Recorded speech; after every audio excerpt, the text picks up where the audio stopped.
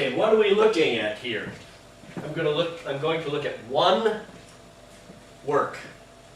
Now, usually I teach this group, art history, so I cover a large spectrum, but I never have the chance because we don't have long, the year is not so long, to do one work, but I think this is a special one, and that's what I really want to do. This is by Artemisia Gentileschi. Anybody remember her? From the Baroque, first really famous woman artist. I'll talk more about her life as I go through, but not much, mostly about the painting. A few things about her right away, though, is she was both praised and disdained by her contemporaries. And this is a self-portrait, we think, but I'll come back. This is it. Because they said, and I quote, here's something for the women, that she was genius but monstrous because she was a woman and creative things were reserved for men. Right? So she was surprising in this time. I think she is an amazing genius, especially in this painting, but in many others. And since then, she has, as Mary D. Garrard said, she has suffered a scholarly neglect that is almost unthinkable for an artist of her caliber. She is so great and was totally ignored, essentially removed from art history in the 17 and 1800s. And the feminists brought her back. But also the art historian Longo brought her back in Italy at first, and then it came later from the feminists primarily. And she has now made quite a comeback. I think she's pretty amazing. Her father trained her in Rome when it was, as I've already told you before, illegal to train women to be artists. You could go to jail for teaching women to be artists. In the whole world, not just Italy.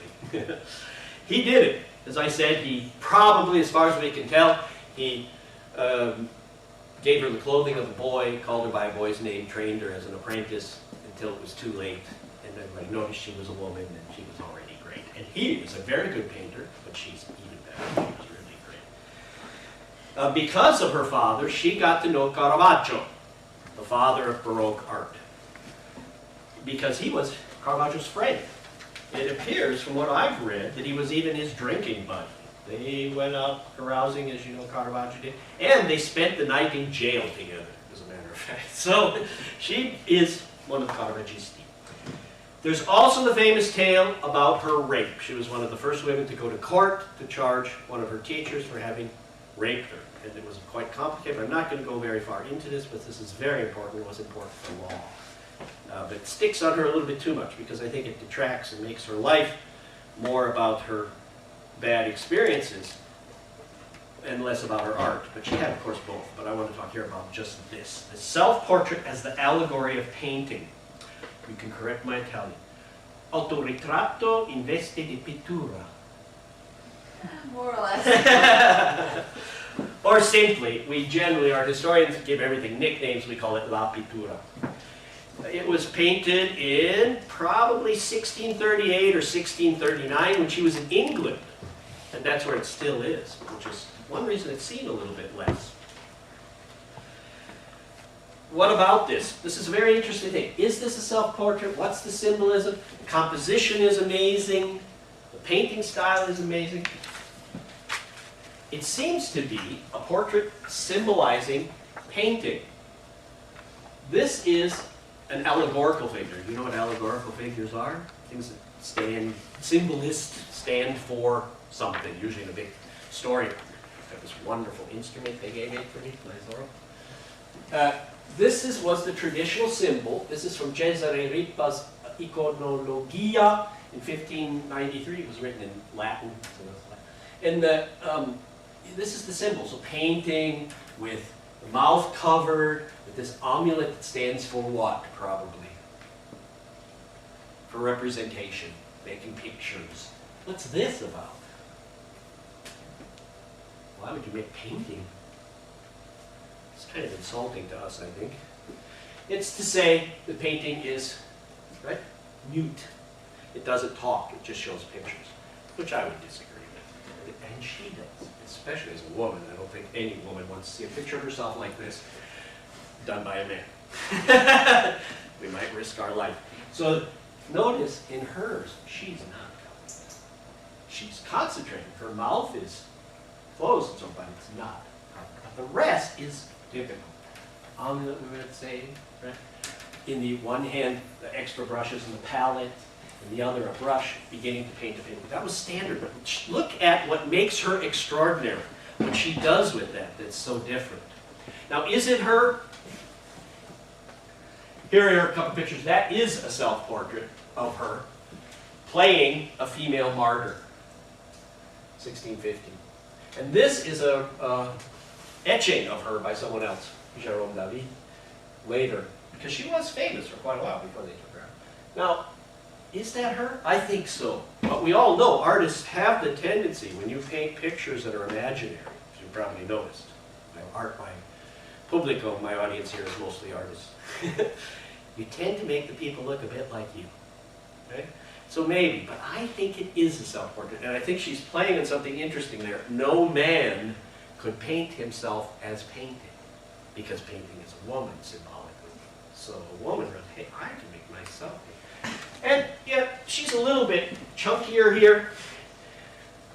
She's a little bit heavier than in the other ones, but it's also because of the tip of her head.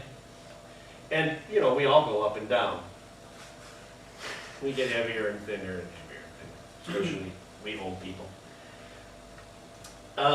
Here's her more famous, which I've shown you. I didn't show you much of her self-portrait. So is it her? I think so. It was first proposed that it was a self-portrait by Michael Levy in 1962, but many art historians think it's not. One thing she did say, I'll go back to her because it's so interesting. She has several very interesting statements she made in writing about her hopes as an artist that I think are indicative. One, she said, asked about artists, she said, I am painting. That's strong, right? At a time when women weren't even really allowed to paint, she said, I am painting. So I think she had the wherewithal to portray herself as art. Don't forget, please remember, don't forget that in the Renaissance, beforehand, art was very much just artisans, hand workers. It was not only for men, it was looked down on. We were at the same level as shoemakers. It's only because of Leonardo and Michelangelo that we get to these philosophical heights. When women weren't allowed in either, philosophy or handwork. They were supposed to stay home and do whatever you're supposed to, cook or something. And so she's defying both. I think I'm going to show it. It's wonderful because it emphasizes the thought process and the work. I think is quite amazing self-portrait. So that, I think it is her. Looks to me like her. So, here is the one that has made her more famous. You didn't know the Feonis. She's one of the Caravaggisti, which means Caravaggio followers. They called themselves that. Her father, as I said, Orazio, was also one of those. Followed Caravaggio. He originally was a Mannerist painter who was a little bit older than Caravaggio. When he meets Caravaggio, probably with a drink, he converts and begins to paint very similar to Caravaggio and trains Artemisia in this tendency, and she becomes one of the greatest ones. One reason why they spent a night in jail together was, by the way, that he and Caravaggio and another man wrote insulting poetry about a man named Baglioni. Baglioni was a jerk. He was kind of a follower to Vasari. He was an artist, not very good, but a critic. Nowadays he'd probably be a curator. And he wanted power over the arts, and he hated Caravaggio because of his wild lifestyle. And he tried to get him out of art history. He wrote, history never mentioned Caravaggio, which is ridiculous. He managed for quite a long time. Caravaggio was not in history by historians, but all the artists loved him. Rembrandt, Rubens, they all said, we are Caravaggisti, and so on. Yeah, so they wrote these poetry, by the way, about insulting Baglioni. He sued them, and there was a problem. Anyway, Orazio and Caravaggio spent the night in jail. But Caravaggio spent many nights in jail, usually because he was drunk and got in a fight. And Orazio was probably with him. Back to her picture, that's more her. What are some things we're going to look at? Her brush, the composition. Here we have the amulet, the pendant that we saw. thing, the palette, right? And you'll see, very strange, down below, I have to try and get a close-up, it's so dark, it's hard to see, she signed it with her initials and an F. A point, G point, dot, and F dot, which means Artemisia Gentileschi fecit. This is from fecere, that was common in this time. In Latin you wrote fecit, it means made this. So you would write your name and then just an F here, so I made this. So it is signed, which was also not very common. One of the reasons hardly people knew who made what. You didn't need to sign it much. Another statement of hers that I think fits with her wonderful impression of herself, let's say, she was proud of what she could achieve, as she said once in a letter, "And I will show our most illustrious lordship," who she's writing to, "what a woman can do. You will find the spirit of Caesar in the soul of this woman." She's tough. Her most famous paintings, such as the Judith and Holofernes, we've gone through in class, but this is the one we're looking at closely.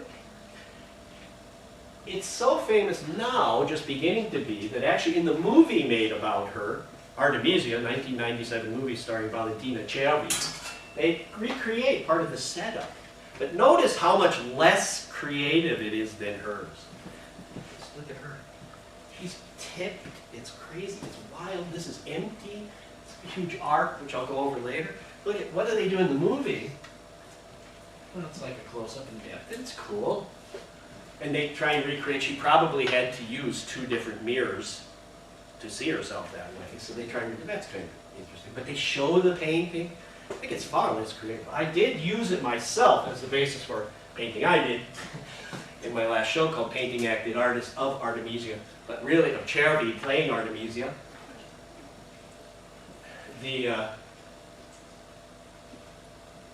Because I'm taping this out, so you're going to be on there. This is here, and I stole a bit of her composition because I think she's so much better.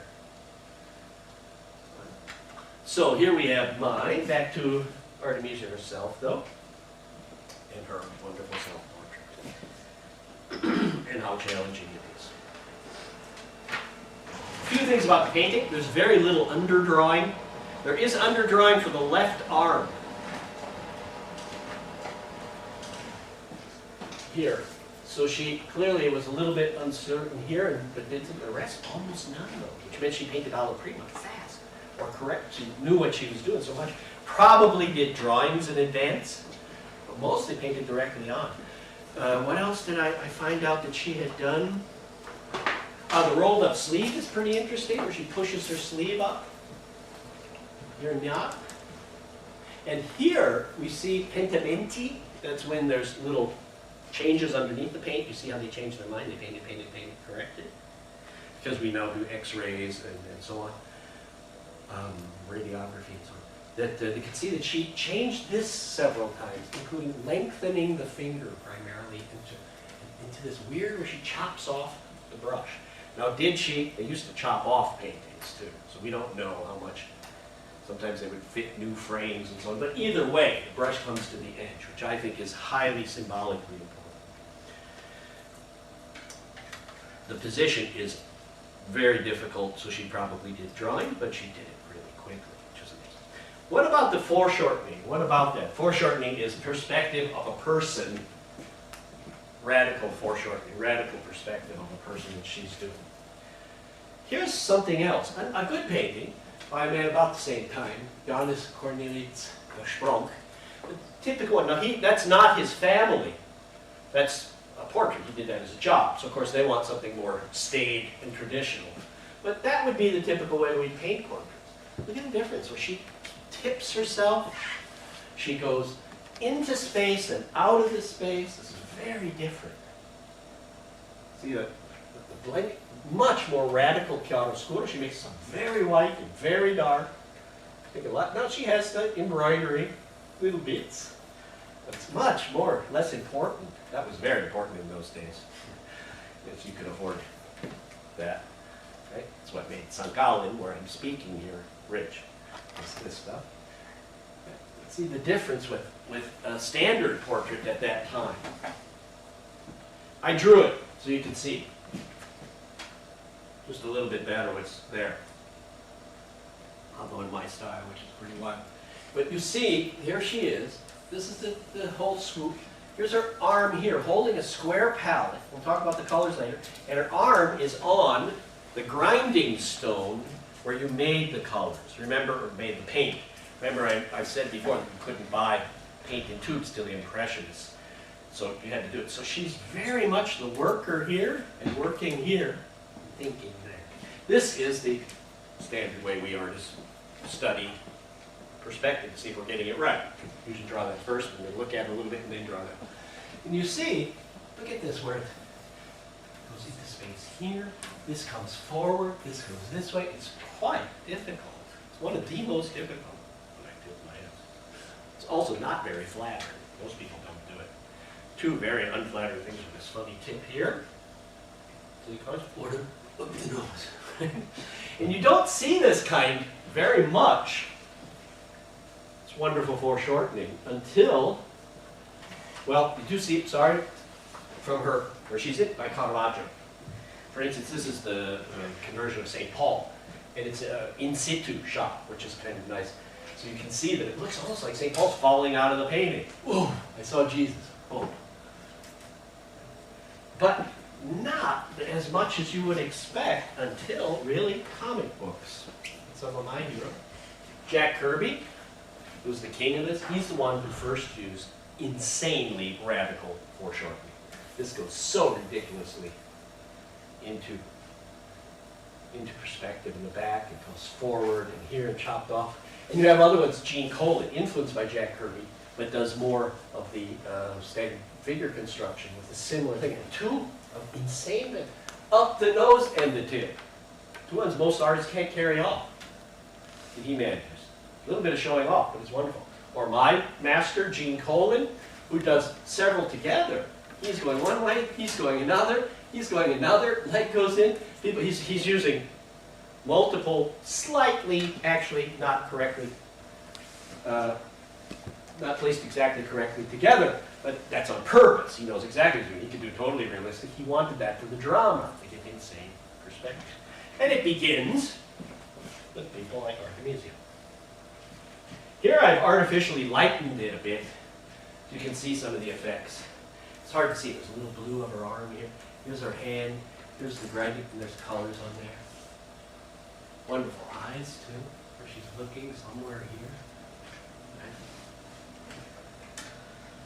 One thing I'd like to talk about that is, speaking of the palette, is color. Some of the meta levels. When I say meta, I mean painting about itself. She uses things in the painting to refer to itself and to herself and to painting. One is colors. It's really hard to see because the painting has gone darker, plus the bad photographs. So I tried to lighten it, but you can really see, because in paintings, right, you can look into shadows. You can't in photos because it resists. The paintings your eyes adjust, multiple f-stops or whatever in your eyes, in your brain. But if you look at it, she has on her palette the colors that she paints the painting. So essentially what she's painting is the painting you're looking at. So you have, and they're very masterful colors that, go back to the painting, where do I have? Yeah, we'll come here. She's using pairs of contrast. She's got this reddish brown background, which is almost the color of canvas itself, because that's actually the canvas linen they worked on, and then it would be primed and so on, but she painted it, but it looks a little bit like that. It's a red-brown, which then is opposed to this green. Well, red-brown. Red and green are complementary. It's really elegant combination. She has brown here, too. Right? And brown is a yellow, a dark yellow, actually. And the opposite of yellow is purple, and she has purple highlights because it's a satin that changes color. That's also a bit of showing off at these times. It was known in the Baroque that one of the hardest things on earth was to paint satin that shifts colors. The satin can be really where it has really two different colors. She has this. Now it's a little hard to see in the photo, but this is very lila, you would say in German, or purple. for us. Also, I forgot to say about her clothing. She's wearing upper-class clothing at this time. Can't believe women would paint in such a thing, but they wore it all the time. But over it, she has looks to me like leather, but definitely is an apron. So once again, she combines in this embroidery. She combines this elegance, showing she's higher class, with this handworker, artisan thing. There's the colors, and so you see there's a brown, a green, off-whitish, different ones. The red you can hardly see she used. They were very dark, of course, in those days, and they have darkened since then. It is, as you see in the colors, she places herself. There was a big battle in these days that I've mentioned before between colore and disegno, so color and drawing. Titian, and Michelangelo. She clearly aligns herself with Tiziano, with Titian, with color, less than her, although she draws like a dream. It's an amazing thing, the way she's placed everything.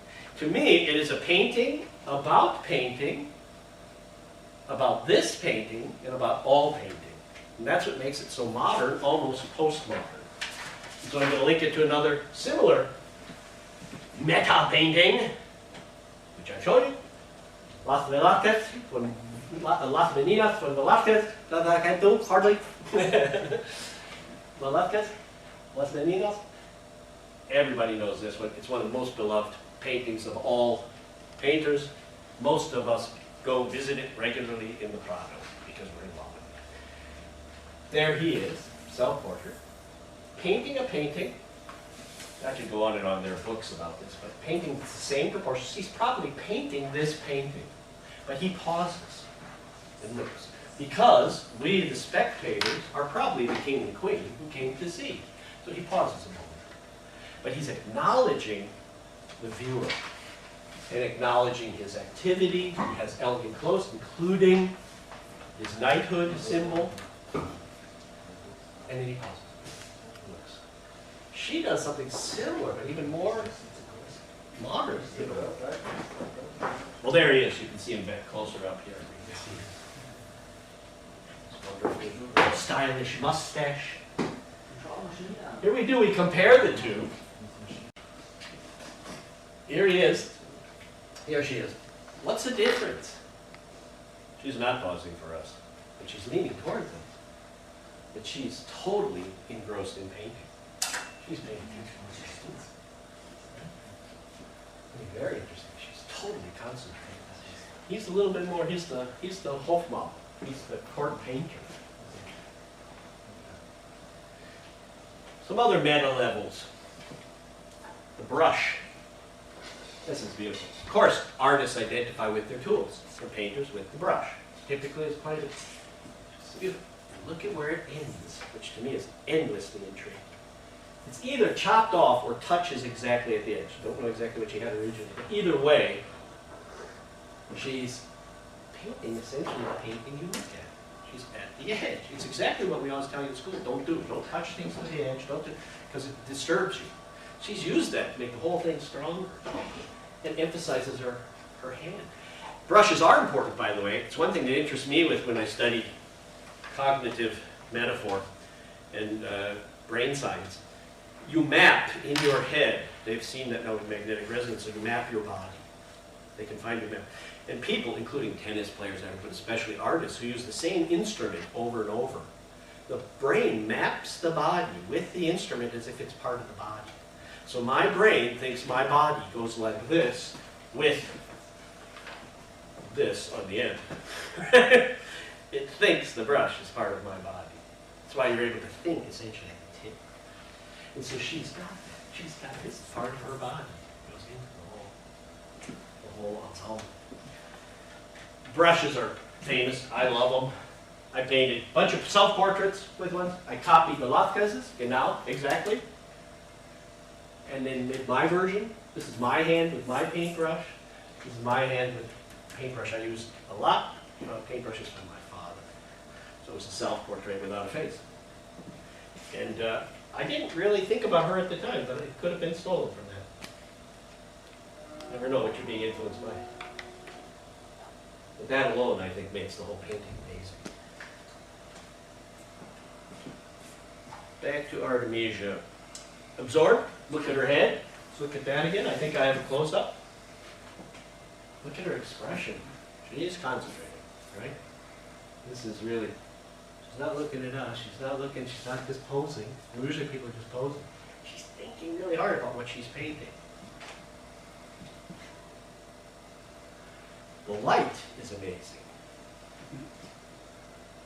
Not only does it come from one spot, clearly, as usually in the Baroque, and highlights these things, which allows her to be very light and very dark so she can direct attention through this. But also the light itself is in perspective. It's not coming this way, it's coming from here. So she's leaning out of the painting and the light is coming from, so it's like something's going on about this far in front of the painting. The light and her, she's leaning up.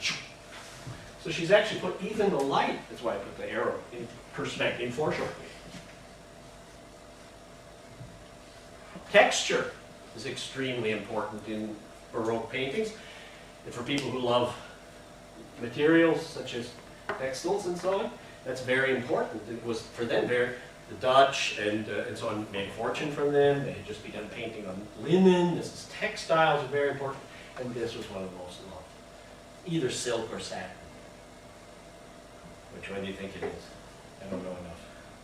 It's probably silk, because that was the most expensive. And it shimmers. See where it goes from the, and look at her masterful way she does that. That is, by the way, a dream to try and paint. It's horribly difficult and lots of fun. And she is showing off. She shows she can do it. So not only is a woman wearing it, she's making it, which is quite interesting. Reminds me a little bit of guitarist. It's showing off, but so what if you can't get it? She did. Her hair, she does wonderful. Her hair flies off. That's always fun, right?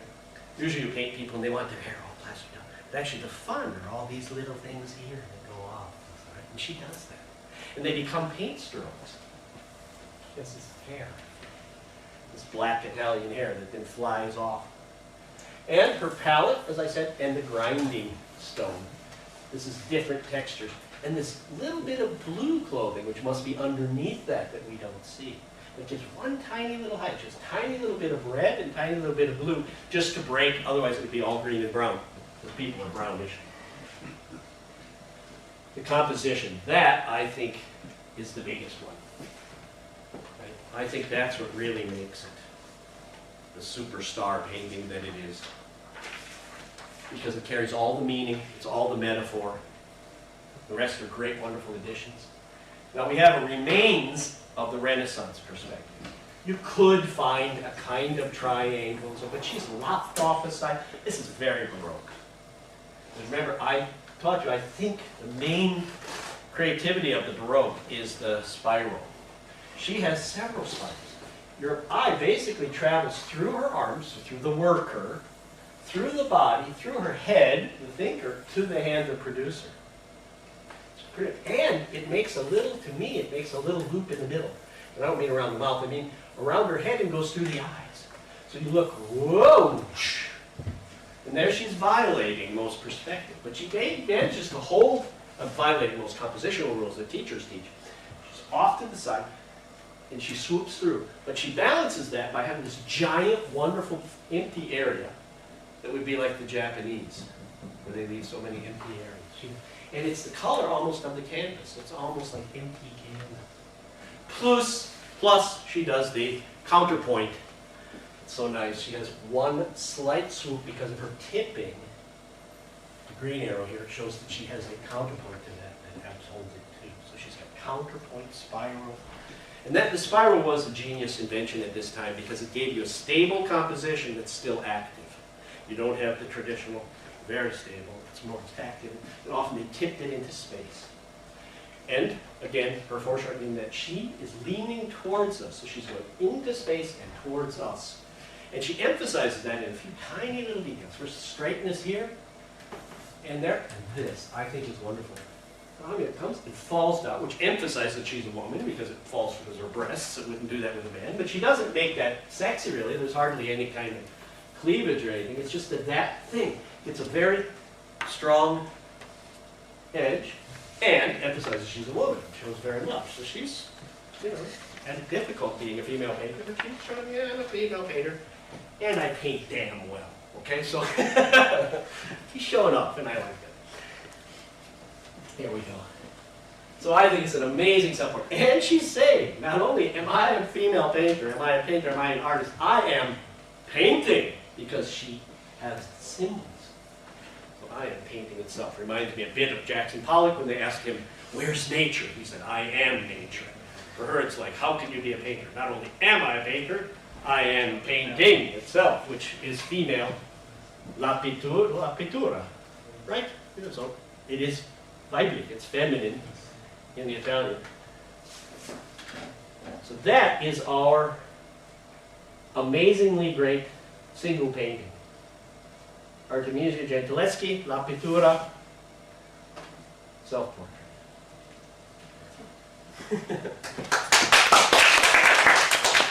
How's it? Now I'm going to film you all so that you have to appear in the film. Go. Yeah, I know.